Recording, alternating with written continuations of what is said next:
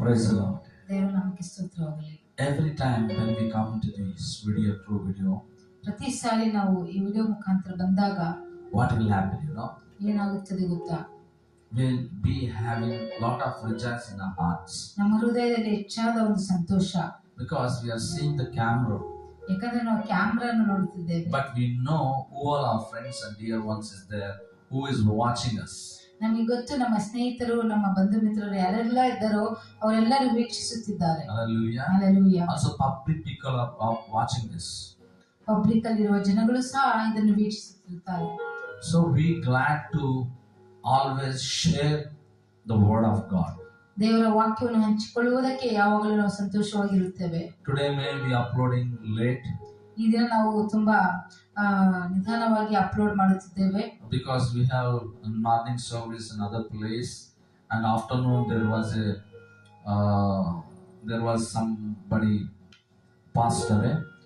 ಬೆಳಗ್ಗೆನೂ ಸಹ ಒಂದು ಸರ್ವಿಸ್ ಇತ್ತು, ಮಧ್ಯಾಹ್ನನೂ ಸಹ ಒಂದು ಒಬ್ಬರು ನಿದ್ರಿಸಿದ್ದರು. So that we are sitting in late. ಅದಕ್ಕೋಸ್ಕರ ನಾವು ಲೇಟ್ ಆಗಿ ಕುಳಿತುಕೊಂಡಿದ್ದೇವೆ. But we don't want to miss our journey with you people. ಆದರೆ ನಿಮ್ಮ ಜೊತೆ ನಮ್ಮ ಜರ್ನಿಯನ್ನು ನಾನು ಮಿಸ್ ಮಾಡಲು ಇಷ್ಟಪಡುವುದಿಲ್ಲ. Hallelujah. Hallelujah. Today I just want to inspire by telling this. Many people are there, broken heart peoples. ನಾನು ಇದನ್ನು ಹೇಳಲು ಪ್ರೇರೇಪಿಸಲ್ಪಟ್ಟಿದ್ದೇನೆ. ಅನೇಕರು ಮುರಿದ ಹೃದಯಗಳಿಂದ ಇದ್ದಾರೆ. Throughout this world we see means we'll go near and near by there. They will tell all broken stories. ಈ ಲೋಕದಲ್ಲೆಲ್ಲ ನಾವು ನೋಡುವುದಾದರೆ, ಅವರ ಹತ್ತಿರಕ್ಕೆ ಹೋಗಿ ನಾವು ಕೇಳುವುದಾದರೆ, ಅವರು ಹೇಳುವ ಕಥೆಗಳನ್ನು ಮುರಿದ ಮನಸ್ಸುಳ್ಳ ಕಥೆಗಳಾಗಿರುತ್ತದೆ. It was supposed to happen this, but it's not happened. ಇದು ಆಗಿರಬೇಕಾಗಿತ್ತು, ಆದರೆ ಇದು ಆಗಲಿಲ್ಲ. In my life so many things want to happen, but I'm nothing. I mistake in my life many times. I was confessing. Many people will be confessing with me like that. ನನ್ನ ಜೀವನದಲ್ಲಿ ಎಷ್ಟೋ ಆಗಬೇಕಾಗಿತ್ತು, ಅದು ಆಗಲಿಲ್ಲ ಎಂಬುದಾಗಿ ನನ್ನ ಸಂಗಡ ಅನೇಕರು ಹೇಳಿಕೊಳ್ಳುತ್ತಿರುತ್ತಾರೆ. Many throughout this world will see means if you go with anyone, they will be breaking their heart somewhere of their life. ಈ ಲೋಕ ಪೂರ್ತಿ ನಾವು ನೋಡುವುದಾದರೆ, ಅನೇಕರನ್ನು ನೋಡುವುದಾದರೆ, ಎಲ್ಲೋ ಒಂದು ಜಾಗದಲ್ಲಿ ಅವರ ಮನಸ್ಸು ಮುರಿದು ಹೋಗಿರುತ್ತದೆ. So who will clear that problem? ಯಾರು ಆ ಒಂದು ಪ್ರಾಬ್ಲಮ್ ಅನ್ನು ಅದನ್ನು ಕ್ಲಿಯರ್ ಮಾಡುತ್ತಾರೆ? Who can we say our problems? ಯಾರ ಹತ್ರ ನಮ್ಮ ಒಂದು ಕಷ್ಟಗಳನ್ನು Who ಹೇಳಿಕೊಳ್ಳಬಹುದು? is trustworthy for that? ಯಾರು ನಂಬಿಗಸ್ತನು ನಮ್ಮ Who ಕಷ್ಟಗಳನ್ನು is the ಹೇಳಿಕೊಳ್ಳುವುದಕ್ಕೆ? faithful people? ಆ ನಂಬಿಗಸ್ತರಾದ ಜನರು ಯಾರು? Our heart will be filling with a burden to share and clear our problem. ನಮ್ಮ ಹೃದಯವು ಒಂದು ಭಾರದಿಂದ ಇರುತ್ತದೆ. ನಾವು ಯಾರ ಹತ್ರ ಆದ್ರೂ ಹಂಚಿಕೊಂಡು ನಾವು ಆ ಕಷ್ಟಗಳನ್ನು ತೀರಿಸಿಕೊಳ್ಳೋಣ ಎಂಬುದಾಗಿ. But sometimes the right people never gets and encourage us. ಆದ್ರೆ ಸ್ವಲ್ಪ ಸಮಯದಲ್ಲಿ ಸರಿಯಾದ ಜನರು ನಮಗೆ ಒಂದು ಬಲಪಡಿಸುವುದಕ್ಕೆ ಸಿಗುವುದಿಲ್ಲ. Sometimes we may tune up somebody. When I go to this man or this woman, I may get all my burdens down. No, never it happens. ನಾವು ಸ್ವಲ್ಪ ಸಾರಿ ಅಂದುಕೊಳ್ಳುತ್ತೇವೆ ಮನಸ್ಸಿನಲ್ಲಿ, ಇವರ ಹತ್ರ ಹೋದರೆ ನಮ್ಮ ಕಷ್ಟಗಳನ್ನು ಹೇಳಿಕೊಂಡರೆ ನಮಗೆ ಒಂದು ಅದಕ್ಕೆ ಉತ್ತರ ಸಿಗಬಹುದು ಎಂಬುದಾಗಿ ಅಂದುಕೊಳ್ಳುತ್ತೇವೆ. ಅದು ಆಗುವುದಿಲ್ಲ. No, whatever we dream, everything, when we are going to the present, nothing will happen. ನಾವೇನೆಲ್ಲ ಕನಸು ಕಟ್ಟಿಕೊಂಡಿರ್ತೇವೋ ಅವರ ಹತ್ರ ಹೋದರೆ ಯಾವುದು ನಡೆಯುವುದಿಲ್ಲ. We are dreaming something, but it is happening something. ನಾವು ಏನೋ ಒಂದು ಕನಸು ಕಾಣುತ್ತಿರುತ್ತೇವೆ, ಆದರೆ ಏನೋ ನಡೆಯುತ್ತಿರುತ್ತದೆ. Where can we get the broken hearts to heal? ಮತ್ತೆ ಎಲ್ಲಿ ನಾವು ಮುರಿದ ಮನಸ್ಸುಗಳನ್ನು ಒಂದು ಕಟ್ಟಲಿಕ್ಕೆ ನಾವು ಎಲ್ಲಿ ಹೋಗಬೇಕು? We go to doctor and will tell, I am depressed, I am anxious, what to do? ನಾವು ಒಂದು ಡಾಕ್ಟರ್ಸ್ ಹತ್ರ ಹೋಗಿ ಹೇಳಿದರೆ, ನಾವು ನಮ್ಮ ಕಷ್ಟಗಳನ್ನು, ನಾನು ಒಂದು ಡಿಪ್ರೆಷನ್ ಅಲ್ಲಿ ಇದ್ದೇನೆ, ನಾನು ಒಂದು ಆಲೋಚನೆಯಲ್ಲಿದ್ದೇನೆ ಎಂಬುದಾಗಿ ಹೇಳಿದರೆ ಏನು ಹೇಳುತ್ತಾರೆ? They will just give the tablet, pills, sleeping pills, and you will sleep. Again tomorrow morning you wake up, same thing will happen in your life. ಆ ಒಂದು ವೈದ್ಯರು ಸಹ ಒಂದು ಟ್ಯಾಬ್ಲೆಟ್ಸ್ ಅನ್ನು ಬರೆದುಕೊಳ್ಳುತ್ತಾರೆ ನಿದ್ದೆ ಮಾಡುವುದಕ್ಕೋಸ್ಕರ. ತಿರುಗಿ ನಿದ್ದೆ ಮಾಡಿ ಬೆಳಗ್ಗೆ ಎದ್ದರೆ ಅದೇ ರೀತಿಯಾದ ಕಷ್ಟ. Only sleeping time you forget that burden, but when you wake up, immediately that burden come to you. ನಿದ್ದೆ ಮಾಡುವ ಸಮಯದಲ್ಲಿ ಅಷ್ಟೇ ನಾವು ಆ ಕಷ್ಟವನ್ನು ಮರೆತು ಮಲಗಿಕೊಳ್ಳುತ್ತೇವೆ. ತಿರುಗಿ ಎದ್ದಾಗ ತಿರುಗಿ ಅದೇ ಆಲೋಚನೆ ಬರುತ್ತದೆ. Whom your broken heart will heal. ಯಾರು ನಮ್ಮ ಮುರಿದ ಮನಸ್ಸನ್ನು ಒಂದು ಯಾರು ನಂಬಬಹುದು? Bible says. ಸತ್ಯವೇದವು ಹೇಳುತ್ತದೆ. What it says. ಏನು ಹೇಳುತ್ತದೆ? In Psalms 147:3 it says. ಕೀರ್ತನೆಗಳು 147ನೇ ಅಧ್ಯಾಯ 3ನೇ He is ವಚನ. the broken-hearted and binds up their wounds. ಮುರಿದ ಮನಸ್ಸುಳ್ಳವರನ್ನು ವಾಸಿ ಮಾಡುತ್ತಾನೆ, ಅವರ ಗಾಯಗಳನ್ನು ಕಟ್ಟುತ್ತಾನೆ. He heals the broken hearts and he bind up their wounds. ಮುರಿದ ಮನಸ್ಸುಳ್ಳವರನ್ನು ವಾಸಿ ಮಾಡುತ್ತಾನೆ, ಅವರ ಗಾಯಗಳನ್ನು ಕಟ್ಟುತ್ತಾನೆ. Whoever listening this word of God, ಯಾರೆಲ್ಲ ಈ ದೇವರ ವಾಕ್ಯವನ್ನು ಕೇಳಿಸಿಕೊಳ್ಳುತ್ತಿದ್ದೀರೋ, we believe as a Christians, ನಾವು ಕ್ರೈಸ್ತರಾಗಿ ನಂಬುತ್ತೇವೆ, the word is God. ವಾಕ್ಯವೇ ದೇವರಾಗಿದ್ದಾರೆ. When the word will speak with us, ಯಾವಾಗ ವಾಕ್ಯವು ನಮ್ಮ ಸಂಗಡ ಮಾತನಾಡುತ್ತದೋ, when the word will meditate, ಯಾವಾಗ ವಾಕ್ಯವನ್ನು ಧ್ಯಾನಿಸುತ್ತೇವೋ, when we believe in the word, ಯಾವಾಗ ವಾಕ್ಯವನ್ನು ನಂಬುತ್ತೇವೋ, the word will action in our life. ಆ ವಾಕ್ಯವು ನಮ್ಮ ಜೀವನದಲ್ಲಿ ಕಾರ್ಯರೂಪವಾಗಿರುತ್ತದೆ. Same thing is telling, I'll heal the broken heart. ಅದೇ ರೀತಿಯಾಗಿ ದೇವರು ಇಲ್ಲಿ ಹೇಳುತ್ತಿದ್ದಾರೆ, ಮುರಿದ ಮನಸ್ಸುಳ್ಳವರನ್ನು ವಾಸಿ ಮಾಡುತ್ತಾನೆ. He's not only healing, also he will bind the wounds. ವಾಸಿ ಮಾಡುವುದೇ ಅಲ್ಲ, ಅವರ ಗಾಯಗಳನ್ನು ಕಟ್ಟುತ್ತಾನೆ. Hallelujah. Hallelujah. Who is that? ಯಾರವರು? Who wound for your sake? ಯಾರು ನಿನಗೋಸ್ಕರ ಗಾಯಪಟ್ಟರೋ? Who bind your wounds? ನಿನ್ನ ಗಾಯಗಳನ್ನು ಯಾರು ಕಟ್ಟಿದರೋ?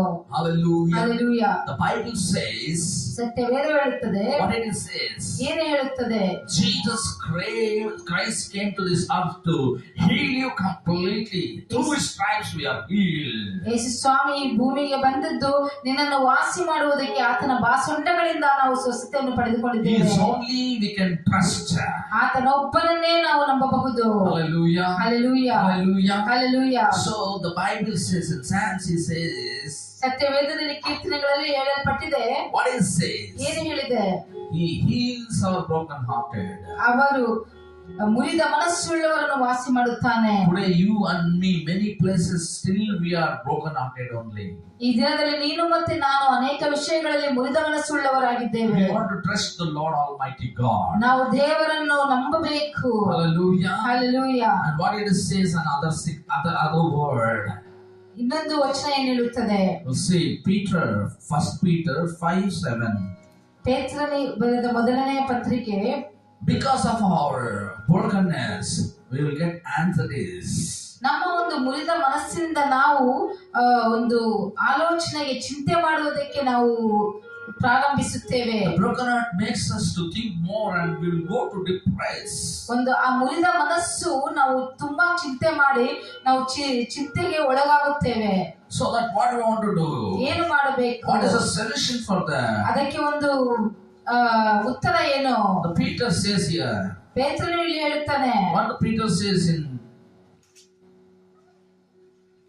in 5th chapter, 1 Peter 5th chapter 7th verse. Hallelujah. Hallelujah. Casting all your cares upon him, for he cares for you. ಪೇತ್ರನು ಬರೆದ ಮೊದಲನೆಯ ಪತ್ರಿಕೆ 5ನೇ ಅಧ್ಯಾಯ 7ನೇ ವಚನ. Hallelujah. ನಿಮ್ಮ ಚಿಂತೆಯನ್ನೆಲ್ಲ ಆತನ ಮೇಲೆ ಹಾಕಿರಿ, ಆತನು ನಿಮಗೋಸ್ಕರ ಚಿಂತಿಸುತ್ತಾನೆ. You are broken in somewhere in 20 years back. 20 ವರ್ಷಗಳ ಹಿಂದೆ ಯಾವುದೋ ವಿಷಯದಲ್ಲಿ ನಿನ್ನ ಮನಸ್ಸು ಮುರಿದು ಹೋಗಿದೆ. You was failure in some 20 years back. 20 ವರ್ಷದ ಹಿಂದೆ ಯಾವುದೋ ಒಂದರಲ್ಲಿ ನೀನು failure ಆಗಿದ್ದೀಯಾ. Still you are murmuring in that place. ತಿರುಗಿ ನೀನು ಆ ಜಾಗದಲ್ಲಿ ಗುಟ್ಟುಗುಟ್ಟುತ್ತಿದ್ದೀಯಾ. But what the Bible says here. ಸತ್ಯವೇದವು ಏನು ಹೇಳುತ್ತದೆ? What it says. ಏನು ಹೇಳುತ್ತದೆ? Put all upon him your evil cares. ನಿಮ್ಮ ಚಿಂತೆಯನ್ನೆಲ್ಲ ಆತನ ಮೇಲೆ ಹಾಕಿರಿ, ಆತನು ನಿಮಗೋಸ್ಕರ ಚಿಂತಿಸುತ್ತಾನೆ. Cast out everything upon him, evil cares for you. ನಿಮ್ಮ ಚಿಂತೆಯನ್ನೆಲ್ಲ ಆತನ ಮೇಲೆ ಹಾಕಿರಿ, ಆತನು ನಿಮಗೋಸ್ಕರ ಚಿಂತಿಸುತ್ತಾನೆ. Hallelujah. Hallelujah. But more than that, what we do? ಅದಕ್ಕಿಂತ ಹೆಚ್ಚಾಗಿ ನಾವು ಏನು ಮಾಡುತ್ತೇವೆ? We will action with one another.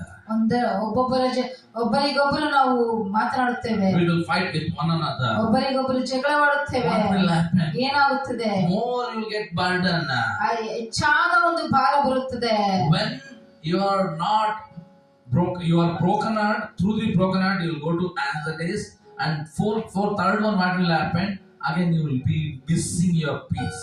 ಮುರಿದ ಮನಸ್ಸಿನಿಂದ ನೀನು ಚಿಂತೆಗೆ ಒಳಪಡುತ್ತೀಯ ಮತ್ತು ಚಿಂತೆಗೆ ಒಳಪಟ್ಟು ನಿನ್ನ ಸಮಾಧಾನವನ್ನು ನೀನು ಕಳೆದುಕೊಳ್ಳುತ್ತೀಯ. If you are doing that, second, third thing is you lose your peace. ಮೂರನೇದಾಗಿ ನಿನ್ನ ಸಮಾಧಾನವನ್ನು ನೀನು ಕಳೆದುಕೊಳ್ಳುತ್ತೀಯ. So that is telling, put all cast out upon him, he will care for you. ಅದಕ್ಕೋಸ್ಕರ ಇಲ್ಲಿ ಹೇಳುತ್ತಿದ್ದಾರೆ, ನಿಮ್ಮ ಚಿಂತೆಯನ್ನೆಲ್ಲ ಆತನ ಮೇಲೆ ಹಾಕಿರಿ, ಆತನು ನಿಮಗೋಸ್ಕರ ಚಿಂತಿಸುತ್ತಾನೆ. Hallelujah. Hallelujah. What a wonderful God we have. ಎಷ್ಟೋ ಒಂದು ಸುಂದರವಾದ ದೇವರು ನಮಗಿದ್ದಾರೆ. Hallelujah. Hallelujah. He will take all your burden upon his life. ನಿನ್ನ ಎಲ್ಲಾ ಒಂದು ಭಾರವನ್ನು ಆತನು ತೆಗೆದುಕೊಳ್ಳುತ್ತಾನೆ, ಎತ್ತಿಕೊಳ್ಳುತ್ತಾನೆ. And what he says ಏನು ಹೇಳುತ್ತಾನೆ in Psalms 34, ಕೀರ್ತನೆಗಳು 34ನೇ ಅಧ್ಯಾಯ 18th verse, 18ನೇ ವಚನ. what he says, let us listen. Somebody read Psalms 34:8. ಮುರಿದ ಮನಸ್ಸುಳ್ಳವರಿಗೆ ಯೆಹೋವನು ನೆರವಾಗುತ್ತಾನೆ, ಕುಗ್ಗಿ ಹೋದವರನ್ನು ಉದ್ಧಾರ ಮಾಡುತ್ತಾನೆ. Hallelujah. Hallelujah. In whose life there is no tragedy, tell me. ಯಾರ ಜೀವನದಲ್ಲಿ ಕಷ್ಟವಿಲ್ಲ ಹೇಳಿದೆ? Whose life is the I am settled, everything is fine, who can tell? ಯಾರು ನನ್ನ ಜೀವನದಲ್ಲಿ ತುಂಬಾ ಚೆನ್ನಾಗಿದ್ದೇನೆ, ಸೆಟ್ಲ್ ಆಗಿದ್ದೇನೆ ಎಂಬುದಕ್ಕೆ ಯಾರು ಹೇಳಬಲ್ಲರು? Nobody can say this. ಯಾರಿಂದಲೂ ಹೇಳಲು ಸಾಧ್ಯವಿಲ್ಲ. Even the David was a king. ದಾವೀದನು ಅರಸನಾಗಿದ್ದನು. Even as a king, ಅರಸನಾಗಿದ್ದು ಸಹ he is writing those things. ಈ ವಾಕ್ಯಗಳನ್ನು ಬರೆಯುತ್ತಿದ್ದಾರೆ. Hallelujah. Hallelujah. Hallelujah. Hallelujah. Depart from that place. Depart from that place. Hallelujah. Hallelujah. So what is saying? Again read. ತಿರುಗಿ ಏನು ಹೇಳುತ್ತಿದ್ದಾರೆ? Read in somebody 18, 34 and 18. The Lord is near to those who have a broken heart and saves such as have. What it says? Saves the crushed in spirit. Crushed in spirits. We can something crushed looking wise. What can we do? We can help out. But crushed in spirit, who can help you? ಕುಗ್ಗಿದವರನ್ನು ಯಾರು ಬಲಪಡಿಸಲು ಸಾಧ್ಯ? But only our God Almighty. ನಮ್ಮ ದೇವರು ಅಷ್ಟೇ. That's why I'm telling, don't be all the time remember your broken things. ಅದಕ್ಕೋಸ್ಕರ ಹೇಳ್ತೇನೆ, ಮುರಿದ ಕಾರ್ಯಗಳನ್ನು ನೀವು ಯಾವಾಗಲೂ ಅದನ್ನು ಗಮನಕ್ಕೆ ತಂದುಕೊಳ್ಳಬೇಡಿರಿ. Don't keep ever that wound in your heart. ಆ ಗಾಯವನ್ನು ನಿಮ್ಮ ಹೃದಯದಲ್ಲಿ ಇಟ್ಟುಕೊಳ್ಳಬೇಡಿರಿ. Because the word says, I am the healer. ವಾಕ್ಯ ಹೇಳುತ್ತದೆ, ನಾನೇ ನಿಮ್ಮನ್ನು ಸ್ವಸ್ಥಪಡಿಸುವವನು. I bind your wounds, he says. ನಿನ್ನ ಗಾಯಗಳನ್ನು ಕಟ್ಟುತ್ತೇನೆ ಎಂಬುದಾಗಿ ಹೇಳಿದ್ದಾರೆ. It is sometimes the thing, why it's happened to me, it will come, no, we will be broken more. ಸ್ವಲ್ಪ ಸಮಯದಲ್ಲಿ ಯಾಕೆ ಇದು ನನಗೇ ಆಯಿತು ಎಂಬುದಾಗಿ ನಾವು ಆಲೋಚನೆ ಮಾಡುವಾಗ ನಾವು ಮುರಿದ ಮನಸ್ಸುಳ್ಳವರಾಗಿರುತ್ತೇವೆ. See, Satan brings all negative things before us. ಸೈತಾನನು ಯಾವಾಗಲೂ ನೆಗೆಟಿವ್ ಒಂದು ಆಲೋಚನೆಗಳನ್ನೇ ತೆಗೆದುಕೊಂಡು ಬರುತ್ತಾನೆ. His plan to destroy this God peoples or God's family. ಸೈತಾನನ ಒಂದು ಆಲೋಚನೆಯಿಂದಲೇ ದೇವರ ಮಕ್ಕಳನ್ನು ಕುಟುಂಬವನ್ನು ನಾಶನ ಮಾಡುವುದೇ. Every time telling them about him, them and everything they are doing, finally their heart will be broken. ಅವರ ಬಗ್ಗೆ ಇವರ ಬಗ್ಗೆ ಹೇಳಿ ಕಡೆಯದಾಗಿ ಅವರ ಹೃದಯವೇ ಮುರಿಯುವ ಹಾಗೆ ಮಾಡುತ್ತಾರೆ. They'll be depressed. ಆ ಸಮಯದಲ್ಲಿ ಅವರು ಒಂದು ಚಿಂತೆಗೆ ಒಳಗಾಗುತ್ತಾರೆ. And what will happen? They'll lose their peace in their life. ಅವರ ಸಮಾಧಾನವನ್ನು ಅವರ ಜೀವನದಲ್ಲಿ ಕಳೆದುಕೊಳ್ಳುತ್ತಾರೆ. Today, my dear ones, ಈ ದಿನ ನನ್ನ ಪ್ರಿಯರೇ, you have good news. ನಿಮಗೆ ಒಂದು ಶುಭ ಸಮಾಚಾರ. There is the matter is there. ಒಂದು ಸಂಗತಿ ಇದೆ. What do you know that? ಏನು ಗೊತ್ತಾ? Your broken things can heal. ನಿನ್ನ ಒಂದು ಮುರಿದ ಒಂದು ಮನಸ್ಸುಗಳನ್ನು ದೇವರು ಅದನ್ನು ಸ್ವಸ್ಥಪಡಿಸಲು ಸಾಧ್ಯ. He only can heal you. ಆತನು ಒಬ್ಬನೇ ನಿನ್ನನ್ನು ಸ್ವಸ್ಥಪಡಿಸಲು ಸಾಧ್ಯ. Trust him, believe him, receive. ಆತನು ನಂಬಿರಿ ಮತ್ತು ಪಡೆದುಕೊಳ್ಳಿರಿ. Hallelujah. Hallelujah. If you are not trusting, ನೀನು ನಂಬದೆ ಹೋದರೆ, if you are not believing, ನೀನು ನಂಬದೆ ಹೋದರೆ what will happen? ಏನಾಗುತ್ತದೆ? The miracle never happen. ಅದ್ಭುತವು ಆಗುವುದಿಲ್ಲ. Once you believe, my God will heal me. ಯಾವಾಗ ನಮ್ಮ ದೇವರು ನನ್ನನ್ನು ಸ್ವಸ್ಥತೆ ಮಾಡುತ್ತಾರೆ ಎಂಬುದಾಗಿ ನಂಬುತ್ತೀಯೋ, He is worthy to heal you. ಆತನು ನಿನ್ನನ್ನು ಸ್ವಸ್ಥತೆ ಮಾಡುವುದಕ್ಕೆ ಯೋಗ್ಯನಾಗಿದ್ದಾನೆ. Hallelujah. Hallelujah. Only God is crucified for our sins. ಆತನೊಬ್ಬನೇ ನಮ್ಮ ಪಾಪಗಳಿಗೋಸ್ಕರ ಜಜ್ಜಲ್ಪಟ್ಟಿದ್ದಾರೆ. His name is Jesus. ಆತನ ಹೆಸರು ಯೇಸು. His name is Emmanuel. ಆತನ ಹೆಸರು ಇಮ್ಯಾನುವೇಲ್. His name is Savior. ಆತನ ಹೆಸರು ರಕ್ಷಕನು. His name is Almighty. ಆತನ ಹೆಸರು ಸರ್ವಶಕ್ತನು. His wonderful Counselor. ಆತನು ಸುಂದರವಾದ ಒಂದು His ಕೌನ್ಸಿಲರ್. everlasting Father. ನಿತ್ಯವಾದ ತಂದೆ. He is a living God. ಆತನು ಜೀವಿಸುವ ದೇವರು. He is healer. ಆತನು ಸ್ವಸ್ಥ ಮಾಡುವವನು. He is Alpha and Omega. ಆತನ ಆದಿಯೂ ಅಂತ್ಯವೂ ಆಗಿದ್ದಾನೆ. He is everything for us. He is everlasting. ಆತನೇ ಎಲ್ಲವೂ ಆಗಿದ್ದಾನೆ ನಮಗೆ ನಿರಂತರ. When you come to Him, ಯಾವಾಗ ನೀನು ಆತನ ಹತ್ತಿರಕ್ಕೆ ಬರುತ್ತೀಯೋ your brokenness will go away. You ನಿನ್ನ will be healed. You will set free. You will get the great joy. ನಿನ್ನ ಒಂದು ಮುರಿದ ಮನಸ್ಸು ನಿನಗೆ ಸ್ವಸ್ಥತೆ ಪಡಿಸಿಕೊಳ್ಳುತ್ತೀಯ ಮತ್ತು ನಿನಗೆ ಒಂದು ದೊಡ್ಡ ಸಂತೋಷ ಉಂಟಾಗುತ್ತದೆ. Sometime I met somebody. ನಾನು ಒಂದು ಸ್ವಲ್ಪ ಯಾರನ್ನೊಬ್ಬರನ್ನು ಸಂಧಿಸಿದೆ. Today, long back, I never met them. ತುಂಬಾ ದಿನಗಳ ಆಯ್ತು ಅವರನ್ನು ಸಂಧಿಸಿ. ತುಂಬಾ ದಿನಗಳ ನಂತರ ಈ ದಿನ ಸಂಧಿಸಿದೆ. I met them. ಅವರನ್ನು ಸಂಧಿಸಿದೆ. We had good lunch. ಒಳ್ಳೆ ಒಂದು ಊಟ ನಾವು ಮಾಡಿದೆವು. We spent time. ಒಂದು ಸಮಯವನ್ನು ಕಳೆದೆವು. What happened? ಏನಾಯ್ತು? They said, ಅವ್ರು ಹೇಳಿದರು, long time back we met. After that we met now. No, I am very happy. My heart is rejoicing. ತುಂಬಾ ದಿನಗಳ ಹಿಂದೆ ನಾವು ಸಂಧಿಸಿದೆವು, ನಂತರ ಈ ದಿನ ಸಂಧಿಸಿದ್ದೇವೆ, ನನ್ನ ಹೃದಯದಲ್ಲಿ ದೊಡ್ಡ ಸಂತೋಷ ಎಂಬುದಾಗಿ ಹೇಳಿದರು. Why that rejoice came to them? ಯಾಕೆ ಅವರಿಗೆ ಆ ಸಂತೋಷ ಬಂದಿತ್ತು? If I don't have that peace in me, I cannot give them peace. ನನ್ನಲ್ಲಿ ಆ ಒಂದು ಸಮಾಧಾನ ಇಲ್ಲದೆ ಇದ್ದರೆ ಆ ಸಮಾಧಾನವನ್ನು ನಾನು ಅವರಿಗೆ ಕೊಡಲು ಸಾಧ್ಯವಿಲ್ಲ. If I don't have Savior in my life, I cannot give Savior to them.